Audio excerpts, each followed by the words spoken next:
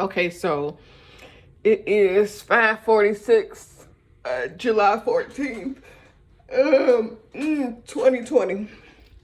And I was trying to figure out if I was going to share anything. Oh my God. Sometimes editing seems like it's so long because I've gotten to a file that I have to literally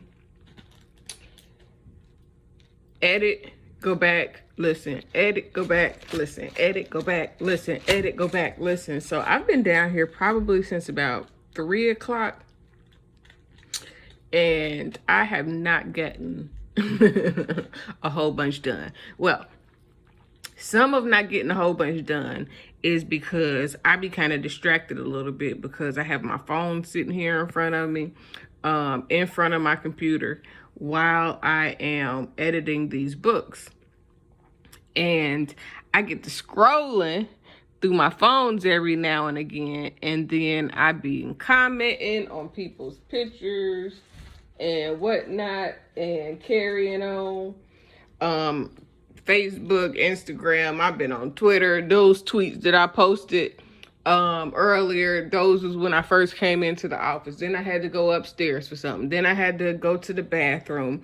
Then I stopped and paused looking at Facebook again, reading comments, because I can't read comments or listen to any posts while I am trying to listen to things that I need to edit, change, or take out of the recording. Why is that? Because I can't focus on the things that need to be taken out properly if I am focused or my attention is somewhere else.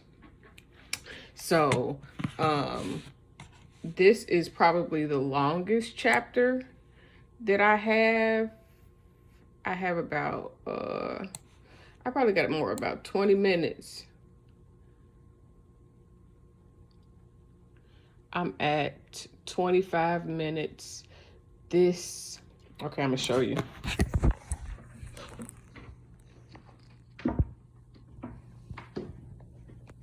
So literally, I'm at the 25-minute marker, but this portion of the recording is probably about 10 more minutes. But then I gotta do this part too. And this part is, wrong way. This part is probably about another 20, 30 minutes, I'll say. 40, let's say from 45 to 40, 50, hour, 10, it's about 20 or 30 more minutes, 40 more minutes unedited, but it's probably about 30 more minutes once I start editing everything down. So, yeah, but I am, you see where it's highlighted at? That's where I'm at, but where the stopper is where I am going to play from right now, and then from there, I may talk about some of what I played. So in this particular portion, it is about who you surround yourself with, making sure that you do not get peer pressured into taking somebody else's path towards what God has for you. Basically, in the Judas chapter, I talk about your choices, the people you have around you in part 1. But in this particular chapter, in this particular portion, it's talking about making sure that you have the right people around you, making sure that the people that are around you are healthy for you, have the same mindset towards God and the things that God has for you, are like-minded, basically, equally yoked, basically, and are complementary to where you're going. But I also address some things that I am currently seeing backlash of the people that I am speaking of, or the characteristics of the people that I'm speaking of right now from the things that I'm saying may be unhealthy.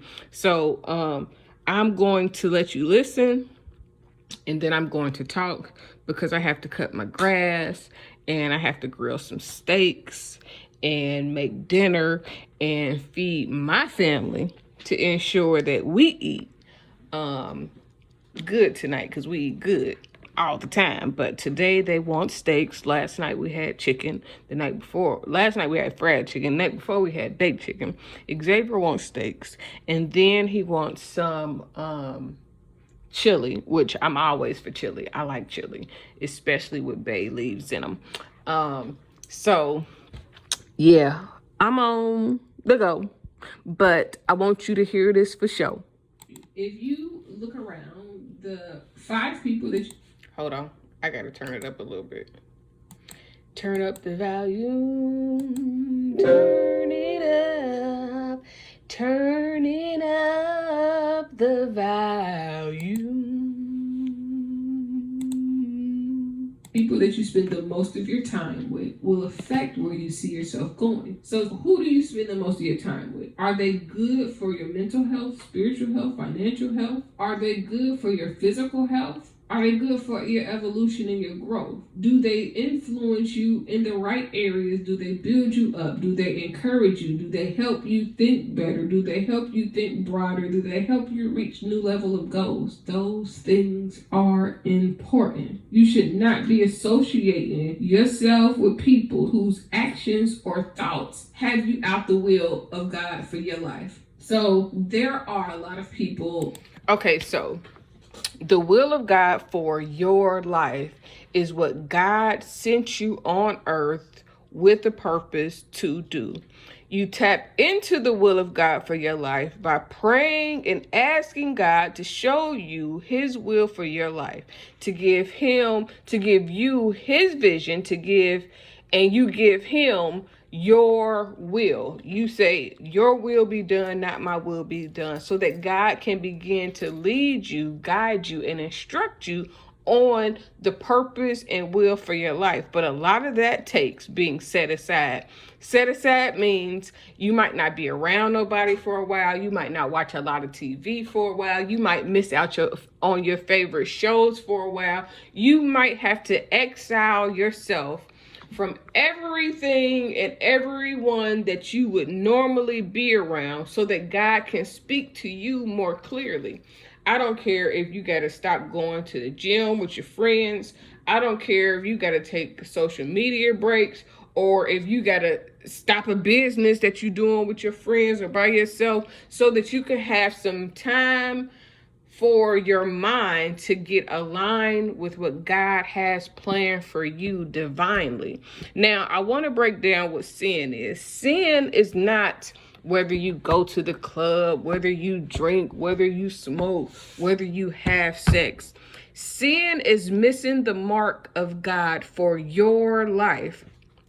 There are some things for me that may not be sin for me that may be sin for you. And it's not sin for me because despite what I do, it is not going to take me away from my purpose in doing the things that God has designed for me to do within the grace of